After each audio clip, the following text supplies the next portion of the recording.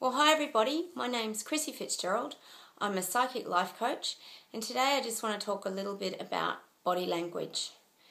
I've actually studied body language for many, many years, and I find it's a very fascinating subject for me to actually read people. As a psychic, I can read people anyway, but body language is such a concrete thing, and I think everybody is very visual, and people pick up body language signals and they're not even aware of it because it actually goes into your subconscious mind.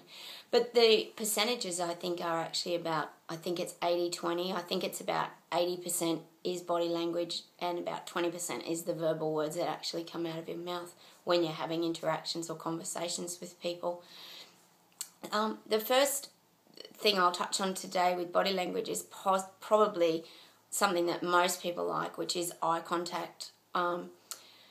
Eye contact, there is a standard social time frame, I guess, for eye contact, which is when you're in a meeting or you're just having normal, comfortable, friendly social interactions. That would be very brief, probably I think it's about 1 to 3 seconds, and then you look away. That's the polite way of having eye contact in a normal social interaction. During attraction, of course, this actually goes longer. I think it's like 5 to 7 seconds. So you'll actually almost do a stare when you're really attracted to someone, or it will actually be a prolonged eye contact.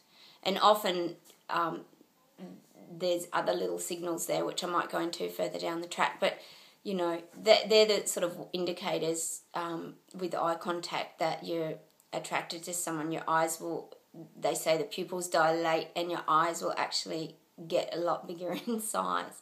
So they're just a couple of little tips on eye contact.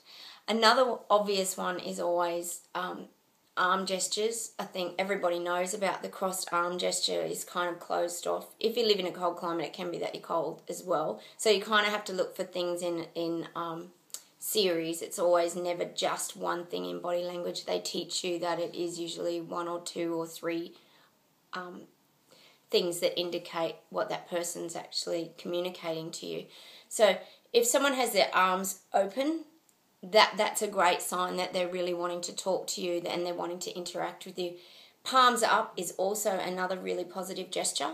That means they're being honest and open, whereas palms down is often that indicator that, you know, they're not as open to what is going on.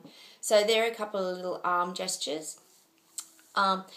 Attraction is kind of an easy one to read, and this is very basic. If you look, they actually say that from the top half of your body is easier to actually lie and change, whereas if you look at the bottom half of your body, it will always be very accurate and very true.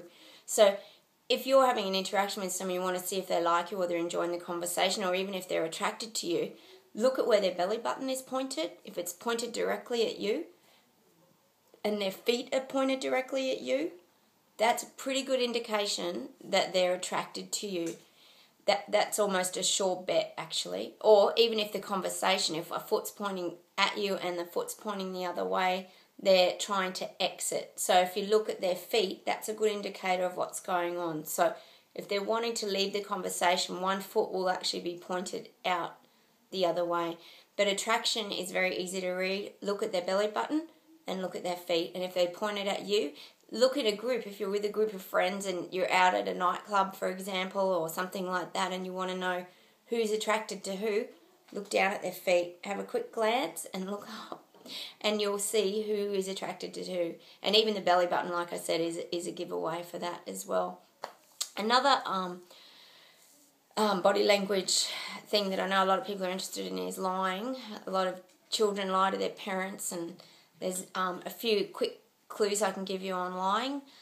The biggest one is that they will really struggle to make eye contact with you. They will try, but it's almost uncomfortable. They'll actually look away. A common one is they'll look down.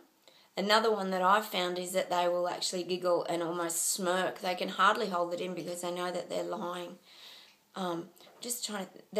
Lying is a very obvious one, and they'll actually avoid talking to you. They'll actually kind of leave the room, or they'll actually completely avoid even answering a question. So lying's not a hard one to to look out for. They'll do unnatural things, and you'll see that they'll get uncomfortable. Even their lip will start to kind of quiver because they're trying to hold the truth in. So these are the kind of things that you can look out for in body language. That's just a few little quick tips I can give you on body language. Just go and have a look and see what happens next time you're having interactions with people. Listen to the words as well, but actually try to focus on what their body is actually doing. See if it's lovely and open. See if their arms are folded. See where their feet are pointing, because that is a big one. And yeah, just have a little glance down and check out their feet. These are the things that will show you how the conversation's going, and that can be a meeting as well. You've got to also be aware when you're in conversation with people, or when you're having social interactions, or you're attracted to somebody, that you're aware of how you're standing as well, and that's having that great open body language. And, making other people feel comfortable too. And that's not just in attraction situations, that's in just a general conversation, Always make people feel comfortable. And you can learn these things as well. Anyway, I might do a few more on body language down the track because it's an area that I absolutely love. Anyway, have a great day, and I'll talk to you soon. Bye.